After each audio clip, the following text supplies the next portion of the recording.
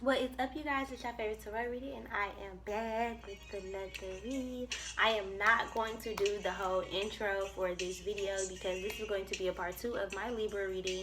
It ended up being very spiritual, and then Spirit told me I was saying too much and that it needed to be a little bit more about a relationship, or somebody was just trying to come in and talk to you about a relationship, about a coming together. Like, somebody is like, okay, you set your standards high, now I want to give you whatever you want. Now I want to make you happy. It's kind of like whatever you need. Like, I feel like you're setting your standards high when it comes to a relationship. Like, with this card and this card, it's like you're tired of being hurt. You've always respected others. You've always cared for others. You've always lent a hand. You've always seen the beauty in people, even when people were toxic, or even when people, were lost souls. I feel like God still guided you to these people to help them out, and you were willing to do it, even if it caused you heartbreak, even if it was a bad relationship, even if it was a horrible friend, somebody you thought you could trust and they turned their back on you, somebody who sent you to jail, somebody who shot you. I feel like it's a feeling of, even if people betrayed you, you're not letting that stop you from being a good person and from living in your light,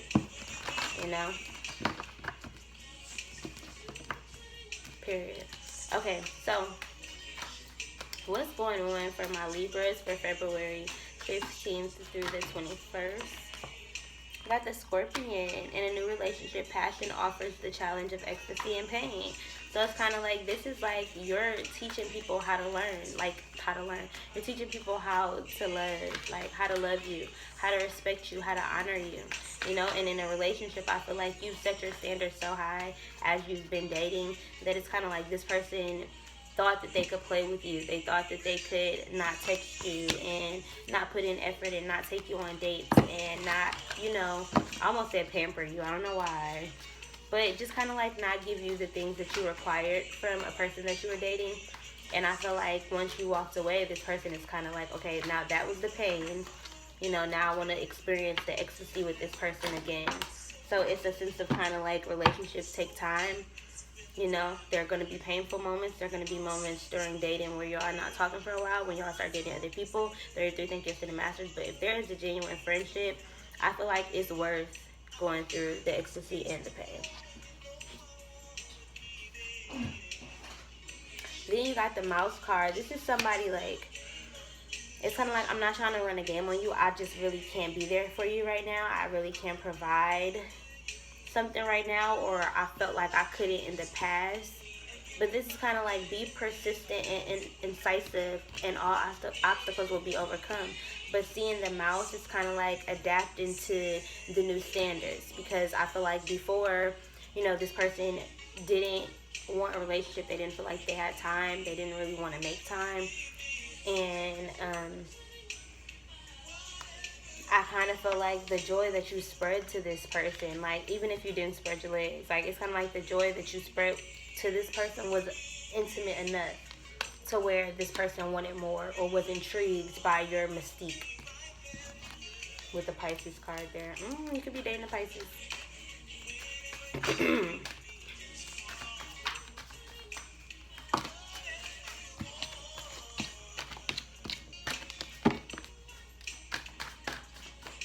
Why is the 12th house here? What do the Libras need to surrender to?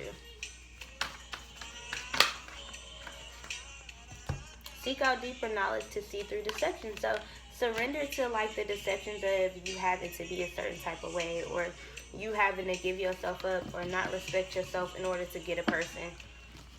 In order to get a person to respect you. I feel like you know better than that.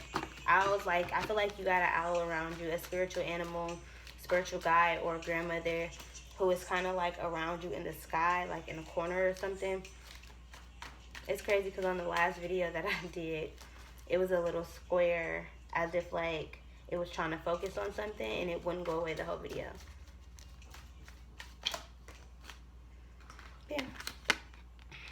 The Crocodile. The alchemy of energy teaches that death will always yield new life. This is kind of like my Virgo card, because it's like alchemy. The Virgo is the alchemist. They know how to turn any bad situation into a good one.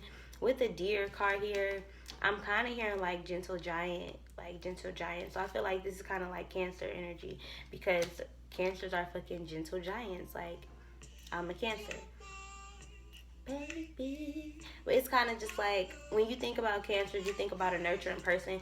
But one of the negative toxic traits is that we can be brutal. Like, we can get in your ass. We can be manipulative. We can be passive aggressive. You know, so I feel like it's a sense of kind of like needing to tap into your Cancer energy, needing to nurture yourself and nurture this relationship, if that's something that you want to do. I feel like somebody knows that this feels right with you, but I feel like they don't really want to waste their time or yours, mainly yours, because they are not ready for this new adventure. You know, they still out here chasing cat, chasing pussy. If they're not chasing pussy, I honestly just feel like this is them tapping into their own feminine and masculine energy, like balancing shit out. It's kind of like earning their stripes, like becoming the person that they want to be and that they want to present to the world before they just move into a relationship. Like, and I kind of honor that and I kind of respect that, because it's kind of like, if you know that you are going to be responsible for somebody, 912, thank you, and Masters, 341 over there, thank you, and Masters, then, you know, maybe don't put yourself out there like you want a relationship, because then, you know, you're going to end up breaking somebody else's heart. You know, creating karma for yourself. So it's just kind of like, maybe this person just isn't ready, but they have feelings for you, and it's kind of like they want you to hold space for them. But I also kind of feel like this person is trying to adapt to maybe like figuring out ways to communicate with you. Libra card, Justice, your card literally popped out, you know, and a Pisces card. You could definitely be dealing with the Pisces. You got the Hangman, which is the Pisces card with this right here, right? 655. So I feel like this is being stuck or having a spiritual awakening. Like, this is two people going through a spiritual awakening separately. A 9 of Swords, having a lot of sleepless nights. 8 of Swords, 8 of Pentacles. 8 of Swords, 8 of Wands. Gemini, Libra, Aquarius, you. Aries, Leo, Sagittarius could be a person that you're dealing with, could be a cross watcher. But I feel like that 8 of Wands is that passion, communicating that passion that you have with somebody. If you haven't checked out the first part of the reading, definitely go check out that one to understand what I'm talking about. But I feel like this is like you trying to bring back in the abundance, but also understand that with the 8-8, you have spirit. Let me just tell y'all real quick. I didn't even realize this equals 8. 3 plus 5 equals 8 plus...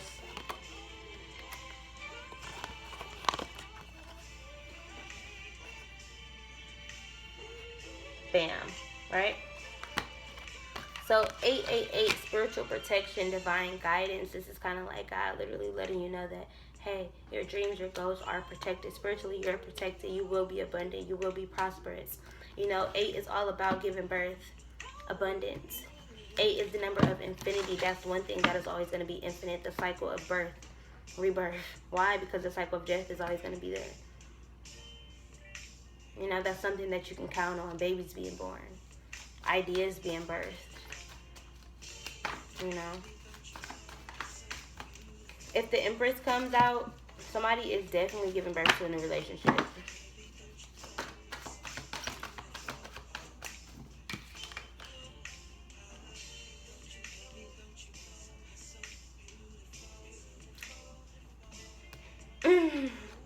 Y'all saw that, right? I said if the Empress come out, somebody is definitely giving birth to a new relationship, right? That's not even what I wanted to say.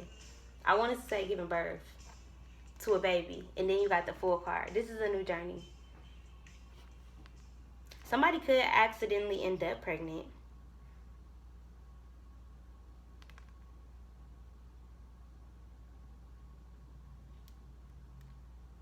But also, I kind of feel like this is giving birth to the things that you want. Being able to manifest through being good to yourself, through loving on yourself, through caring about yourself, through being courageous throughout your journey, through talking about the shit that you have been through so that you can heal from it. All that shit has made you the Empress and the Fool. You're back in your pure energy. You're back in your pure state. You're back at your childlike energy. You're healing your inner child. You're unlearning things about yourself, giving birth to new ideas, new lessons, new opportunities. You know, I cannot believe the Empress came out and I said that. You know, this is going into newness. Every night feels right. Every night feels happy. Every night you go to bed thanking God and being appreciative. This is happiness. This is abundance. You know, this is no longer staying around people who do not aid in this pregnancy or in this birth to your nutrients. 1010, thank you, Grandpa. You know, putting an ending to certain cycles, not allowing family relationships to keep you stuck, or friendships or long-term partnerships. I don't fucking know. But not letting that shit hinder you or hold you back from what it is that you truly want. Okay? Alright, Libra. I hope you guys enjoyed this video. Again, I am taking personal readings. You guys can cash at me at MoneySide Caprice Cooks. You can also email me or Apple Pay me at Caprice Cooks. Alright, y'all. I'm out of here.